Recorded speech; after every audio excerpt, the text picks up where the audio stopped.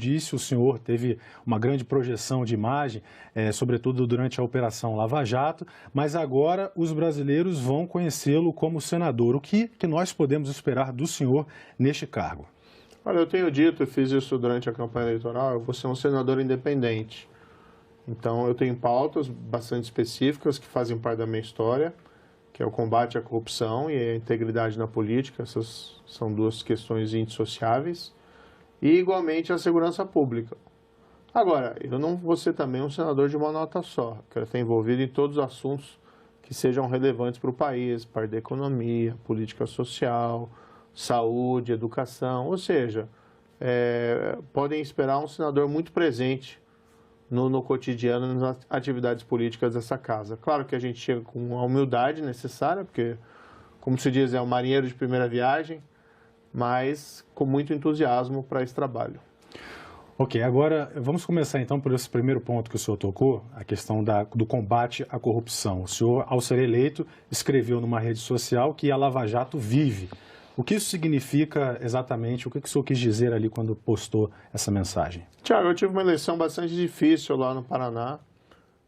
Eu não era o candidato nem do presidente Lula, que ganhou as eleições, nem do presidente Bolsonaro. Então, eu fui uma espécie de uma terceira via.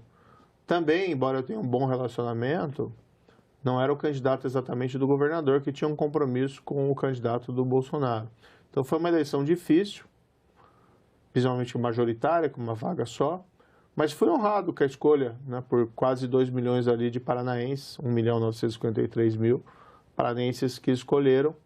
E eu tenho certeza que, embora meu trabalho no Ministério da Justiça foi um trabalho importante, somente no combate ao crime organizado, na redução da criminalidade violenta, mas eu tenho certeza que foi um reflexo, principalmente, do trabalho que foi feito na Lava Jato, que foi a maior operação da história do Brasil de combate à corrupção e uma das maiores do mundo.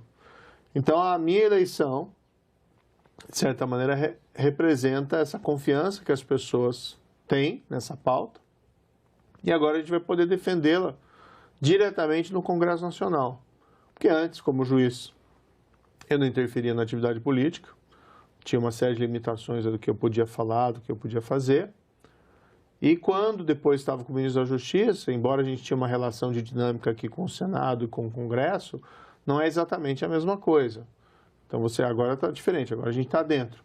E além da minha eleição, nós tivemos também a eleição do Deltan Dallagnol, deputado federal pelo Paraná, e em São Paulo a minha esposa foi eleita, Rosângela Moro, foi eleita deputada federal. Então a ideia é a gente pegar os parlamentares envolvidos nessas causas de combate à corrupção e reunir, aglutinar essas pessoas para a gente poder construir aqui uma posição coletiva forte que nós vamos precisar, né? Tem aquela velha frase, o preço da liberdade é a eterna vigilância. Eu diria que também o preço da integridade é a eterna vigilância. E o Congresso tem um papel essencial na fiscalização do Poder Executivo. Entre esses temas que o senhor deve abordar estariam aí a prisão em segunda instância e também a questão do foro privilegiado, do fim do foro privilegiado?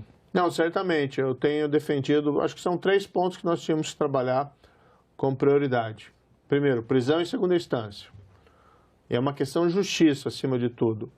Vale para crime de corrupção, mas vale também para os outros crimes. Quando eu era ministro, a gente conseguiu aprovar uma mudança na lei para a gente ter execução em primeira instância para crimes de assassinatos, homicídio e feminicídio, julgamento do tribunal do júri.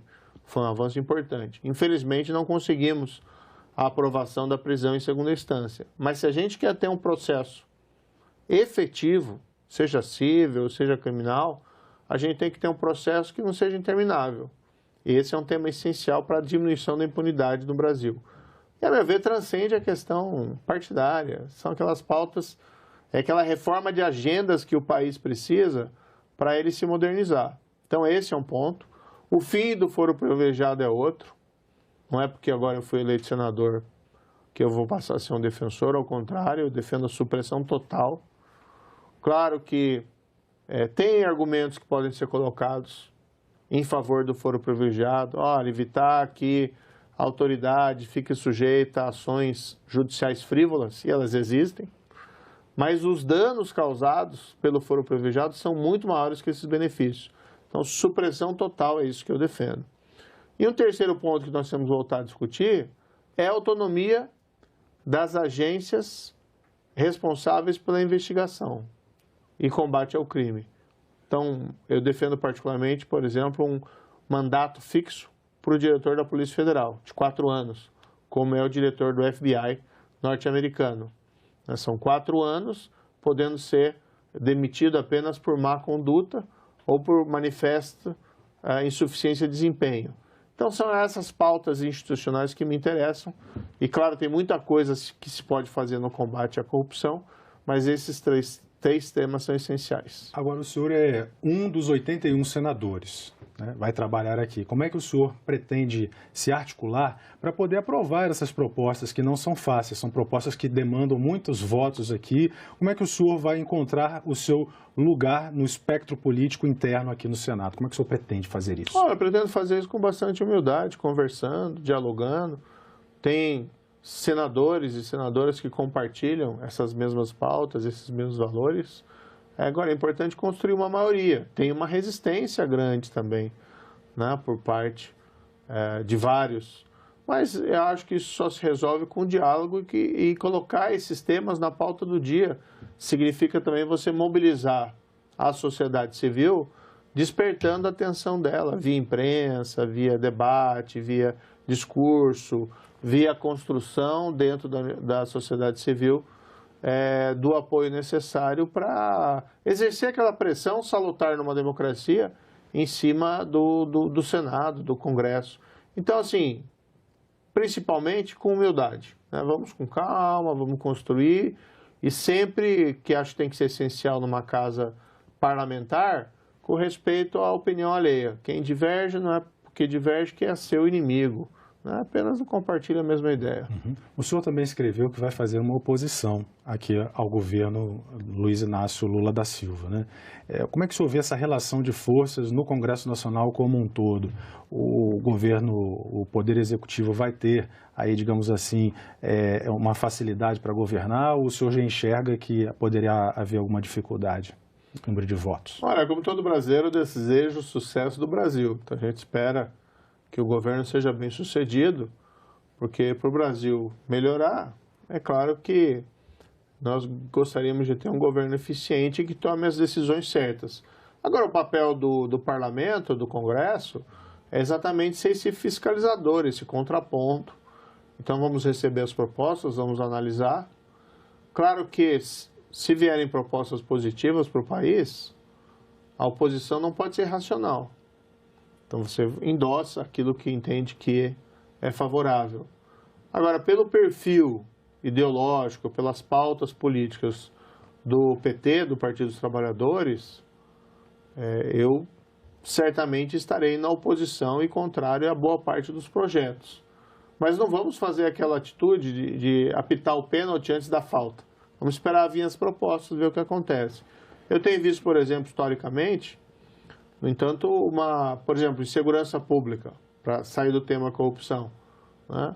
Segurança pública, usualmente a pauta do PT é uma pauta de maior leniência, defendendo descriminalização, por exemplo, do pequeno tráfico de drogas, defendendo o desencarceramento, né, das nossas prisões. E claro que a gente vê que as prisões lotadas, abarrotadas, às vezes sem controles, são mal para o país. Mas eu não vejo a solução para esse problema simplesmente abrir a porta das cadeias. Vamos esperar, evidentemente, essas propostas, vamos ver o que vai vir. Eu me identifico mais claramente na oposição a esse governo do que apoiando. Vamos esperar as propostas e vamos ter atenção a cada uma delas. Sim, o senhor também falou que quer fazer defender reformas modernizantes e liberais. Isso seria na área da economia, saindo desse tema da corrupção, ou seria em outro aspecto? Eu me qualifico como um liberal na economia. Então, no espaço que for possível, eu acho que o Senado pode tentar, o Congresso pode tentar adotar um protagonismo, se essas reformas não vierem do governo, do Poder Executivo. Então, acho essencial nós termos uma reforma tributária.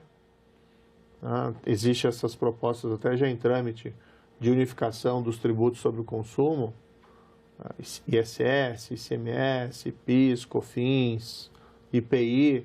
Eu acho que é uma reforma importante para melhorar a produtividade da nossa economia.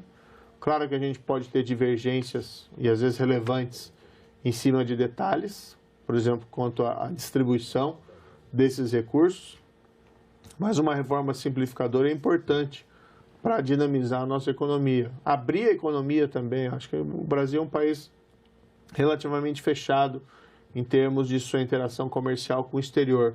Se a gente não inserir as nossas empresas nas cadeias produtivas globais, nós perdemos competitividade. Claro que isso tem que ser feito com cuidado, mas existe uma série de questões envolvidas nisso, lei de propriedades intelectuais, barreiras tarifárias, também nós temos que buscar abrir mercados para o Brasil lá fora.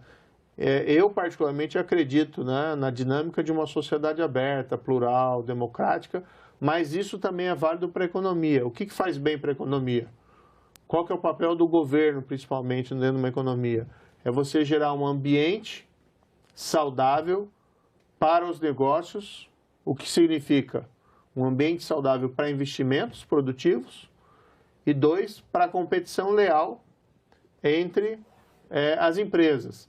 Muita gente diz, mas essa é uma pauta que interessa o empresariado, né? Você vai ser um representante do empresariado? Não, essa é uma pauta que interessa o país porque isso significa mais investimento, significa mais crescimento, o que significa, por sua vez, mais emprego e renda para os brasileiros. O senhor é liberal mesmo, né? Com a questão da responsabilidade fiscal, inclusive. Certamente, certamente. Acho que é fundamental, né? Você precisa ter a segurança dos seus investimentos, dos seus possibilidades, para você poder crescer. Porque se você tem o descontrole fiscal, você tem a consequência reflexa, que vai ser um aumento da inflação e um concomitante aumento dos juros.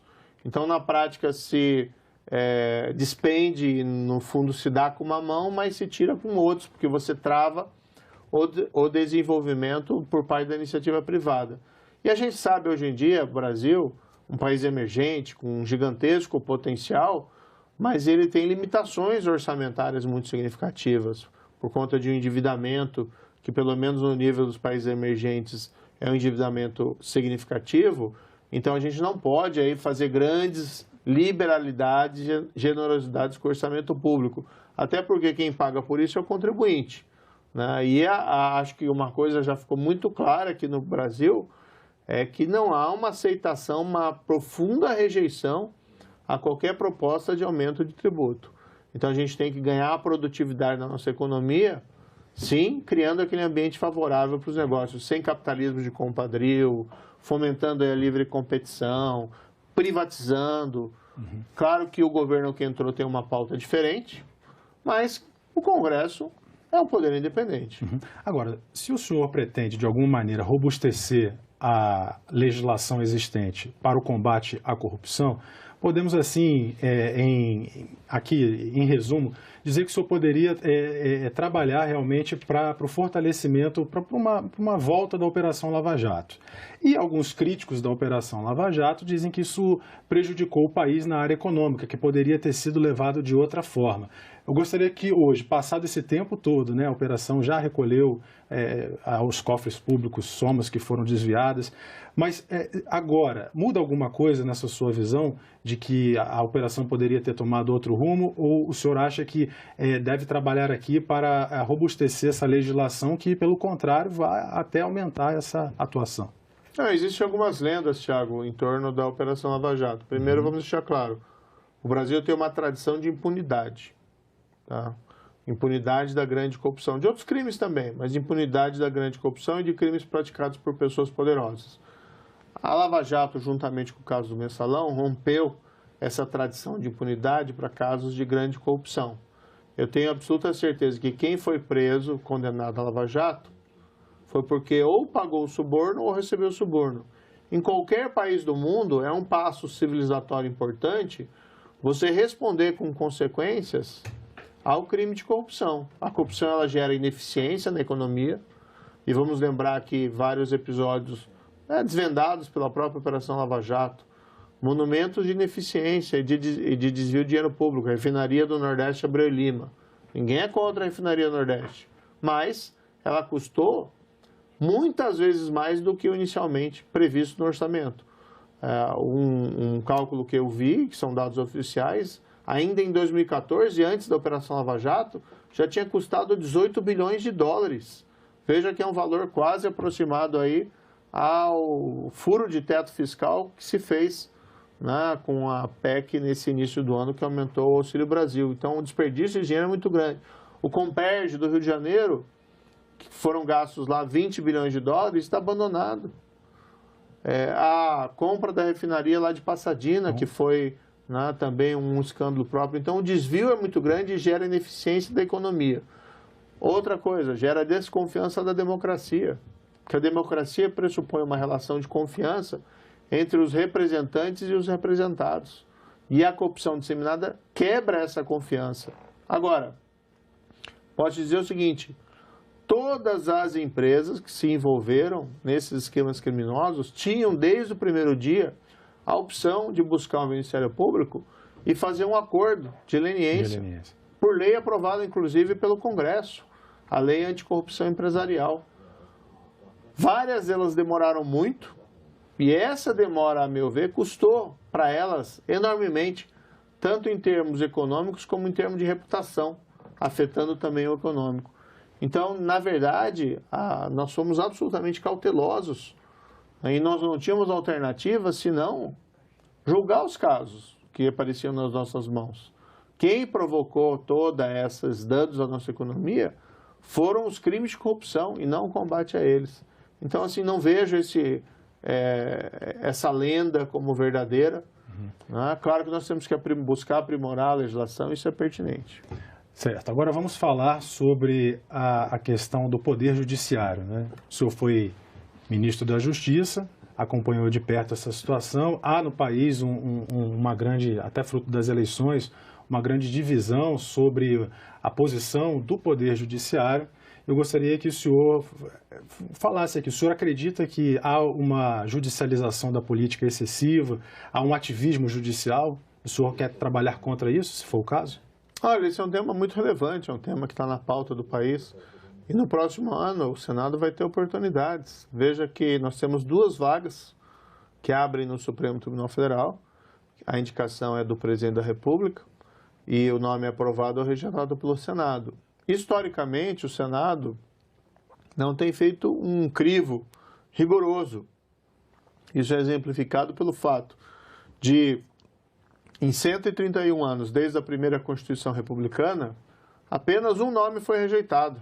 E ainda na época do Floriano Peixoto, que vivia as turras com o Supremo Tribunal Federal, indicou Barata Ribeiro, que era um médico. É até nome de rua lá no Rio de Janeiro, diz que era um bom médico, mas para ministro supremo sequer um jurista. E esse nome acabou rejeitado. Desde então, nenhum nome foi rejeitado. E claro, tem muitos bons nomes no Supremo, mas em 131 anos, essa falta de rejeição de qualquer outro nome revela uma certa, né, com todo respeito, passividade do Senado na aferição desse mérito mesmo das indicações presidenciais. Eu espero, né, que o Senado, no próximo ano, possa ter uma postura mais rigorosa. Claro, não digo que para rejeitar os nomes que forem apresentados, mas fazer um crivo rigoroso. E se for o caso de rejeitar, que rejeite. Se for o caso de aprovar, que aprove. Então, a discussão desse tema do Judiciário pode começar por ali. E é um papel institucional do Senado. Ninguém vai dizer que o Senado está fora do seu papel. Acho que nós podemos também discutir reforma do Judiciário. É um tema pertinente, em diálogo com as instituições do Judiciário, em diálogo com o Supremo, em diálogo com o STJ, em diálogo com as instâncias ordinárias, porque existe sim uma insatisfação em relação à prestação da justiça do país, e o campo para que isso seja enfrentado, um dos campos é o do Senado, é o do Congresso. Ok. Agora eu gostaria de saber do senhor a sua opinião sobre a questão da liberdade de expressão. Isso está na ordem do dia, as pessoas às vezes podem não conhecer se há ou não há limites para essa liberdade. Qual é a sua opinião? Deve haver esses limites para a liberdade de expressão? Eles já existem? Como é que é isso? Esse é um tema também em discussão. Eu acho que um tema, quando existe muito calor no momento, eventualmente as discussões sobre alguns desses temas elas acabam sendo mais acirradas. Eu acho que sim, cabe ao Congresso discutir sobre limites à liberdade de expressão. É uma liberdade fundamental, é uma daquelas liberdades que ela é fundamental não só para expressão da dignidade da pessoa humana, mas igualmente para o próprio funcionamento da democracia. A democracia, muito se diz, olha, para que a gente tenha uma verdadeira democracia, a gente precisa ter a liberdade de ter um discurso veemente no âmbito político, inclusive, muitas vezes, com críticas, né, às autoridades e críticas que podem ser acirradas. Quem entra no mundo político tem que ter presente que está sujeito aí a virar uma vidraça. Às vezes tem críticas injustas, né, às vezes tem, infelizmente, também mentiras, mas esse ambiente político é suscetível a esse tipo de discussão. Qualquer remédio nessa área tem que ser muito bem estudado para que a gente não vá nem para a censura e nem, outro lado, para uma permissividade. A legislação já tem alguns limites à liberdade de expressão. Por exemplo, ameaça. Ameaça não está dentro da liberdade de expressão. Calúnia, injúria, difamação, também são condutas criminais que estão aí nos códigos penais do mundo inteiro e no brasileiro aqui há muito tempo. Agora, com o advento da comunicação em massa, com o advento das redes sociais, esses temas ganham uma nova relevância e acho que são passíveis de serem discutidos. Mas, assim, na dúvida, a dúvida, a meu ver, sempre deve favorecer a liberdade de expressão. Perfeito. Agora vamos entrar aqui num dos últimos temas. No processo eleitoral de 2022, o senhor chegou a ser considerado como uma terceira via para a presidência da República. O senhor se articulou politicamente, primeiro no Partido Podemos, depois migrou para o União Brasil e a candidatura à presidência da República acabou não se viabilizando. Mas havia brasileiros que gostariam que o senhor se candidatasse a esse cargo, como essa terceira via que eu mencionei. O senhor parou para pensar nisso? Ainda é um projeto aí que pode se viabilizar no futuro? O senhor acredita que, trazendo essas ideias que o senhor colocou aqui nessa entrevista, o eleitorado, ou parte dele, continuará buscando um candidato que defenda essas ideias no nível do executivo? Olha, Tiago, eu vou ser bem franco. Quem começa um emprego pensando no próximo está errado. Então, na verdade, a minha preocupação é assumir aqui o mandato do Senado e já vai ser algo bastante desafiador, né? Nós tivemos grandes vultos do Senado na história do Brasil. Tivemos aí o próprio Rui Barbosa, né, cujo busto lá ornamenta a casa do plenário ali do Senado. Tivemos lá, por exemplo, o primeiro presidente da província do Paraná, que levou a emancipação, foi Zacarias Góes de Vasconcelos. Então, nós temos grandes vultos, né? Precisamos recuperar esse papel de protagonismo do Senado, acho que isso é muito importante. E só isso já é um objetivo já bastante desafiador. Se eu conseguir contribuir nessa próxima legislatura para que o Senado tenha esse protagonismo, já me darei bastante por satisfeito. O que passou na campanha foi que havia uma demanda muito grande para se ter um candidato que não fosse nem Lula nem Bolsonaro. No primeiro momento eu coloquei o meu nome para a gente fazer uma tentativa. Depois, no curso, fiquei honrado, né? Muita gente apoiava, a gente chegou até nas pesquisas a pontuar mais do que qualquer outro candidato dessa chamada terceira via. Mas com o decorrer da consolidação da polarização, eu fiz uma opção, não vou procurar um outro caminho, vou me adaptar e coloquei minha candidatura ao Senado e estou muito satisfeito e honrado de ter sido eleito senador do Paraná. E a minha única preocupação no momento é ser um bom senador para o Paraná e para o Brasil. Ok, então, senhor Sérgio Moro, muito obrigado pela sua entrevista aqui à TV Senado e obrigado também a você que nos acompanhou. Essa entrevista já está disponível também na internet em senado.leg.br/TV e também nas redes sociais da nossa emissora. Reveja e compartilhe com os seus amigos. Um abraço e até a próxima.